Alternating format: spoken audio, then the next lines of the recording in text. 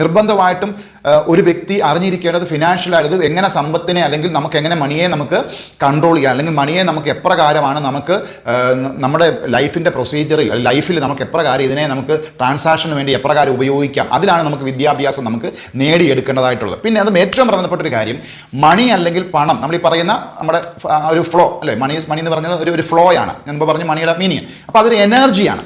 അപ്പം മണിയെ നമുക്കൊരു ഫിസിക്കൽ പ്രോഡക്റ്റായിട്ട് നമ്മൾ കാണുന്നതിന് പകരമായിട്ട് അതിനൊരു സ്പിരിച്വൽ പ്രോഡക്റ്റായിട്ട് കാണുക. അത് സ്പിരിച്വാലിറ്റി എന്ന് വേണമെങ്കിൽ പറയാം. സ്പിരിച്വൽ പ്രോഡക്റ്റ് എന്ന് പറഞ്ഞു കഴിഞ്ഞാൽ ദാറ്റ് ഈസ് ആൻ എനർജി. അത് ട്രാൻസാക്ഷൻ നടന്നു പോകേണ്ട ഒരു കാര്യമാണ്, അല്ലാതെ ഒരു ഫിക്സ്ഡ് ആയിട്ട് ഇരിക്കുന്ന ഒരു സംഗതിയല്ല. അപ്പോൾ ഒരു മണിയെ നമ്മളൊരു സ്പിരിച്വൽ എനർജി ആയിട്ട് കണ്ടെത്തിയാൽ, അതിനെ കണക്കാക്കിയാൽ, നമ്മൾ ഇതിൻ്റെ ട്രാൻസാക്ഷൻ പ്രക്രിയയിലും ആ ഒരു കോൺസെപ്റ്റ് നമ്മൾ കൊണ്ടുവരണം.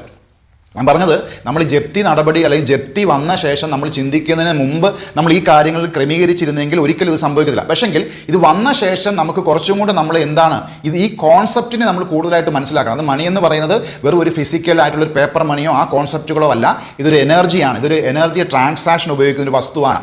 അപ്പം ആ ഒരു കോൺസെപ്റ്റ് വന്നു കഴിഞ്ഞാൽ നമ്മളിൽ എന്താണ്, നമുക്കൊരു 3 സ്റ്റേജ് ഒരു പ്ലാൻ നമുക്ക് ഉണ്ടാക്കിയെടുക്കാനായിട്ട് കഴിയണം. എങ്കിൽ മാത്രമേ എന്ത് ചെയ്യാൻ കഴിയത്തുള്ളൂ, നമുക്ക് ഇപ്പോഴത്തെ ആ സ്റ്റേജിൽ നിന്ന് നമുക്ക് രക്ഷപ്പെടുവാനായിട്ട് കഴിയത്തുള്ളൂ. ഒന്നാമത്തെ കാര്യം എന്ന് പറഞ്ഞാൽ ഡിസിപ്ലിൻ ആണ്. അതായത് നമുക്ക് ഈ പറയുന്ന നമ്മുടെ ലൈഫിൽ നമുക്കൊരു അച്ചടക്കം ഉണ്ടാകും. ഈ അച്ചടക്കമില്ലായ്മയുടെ പ്രധാനപ്പെട്ട ഒരു കാരണത്തിൻ്റെ അനന്തരഫലമാണ് നമ്മളിപ്പോൾ ഈ പറഞ്ഞിട്ടുള്ള എന്താണ്, നമ്മുടെ ഈ പറഞ്ഞ ഒരു മണി അല്ലെങ്കിൽ ഡെപ്റ്റ് ട്രാപ്പിൽ നമ്മൾ വന്നു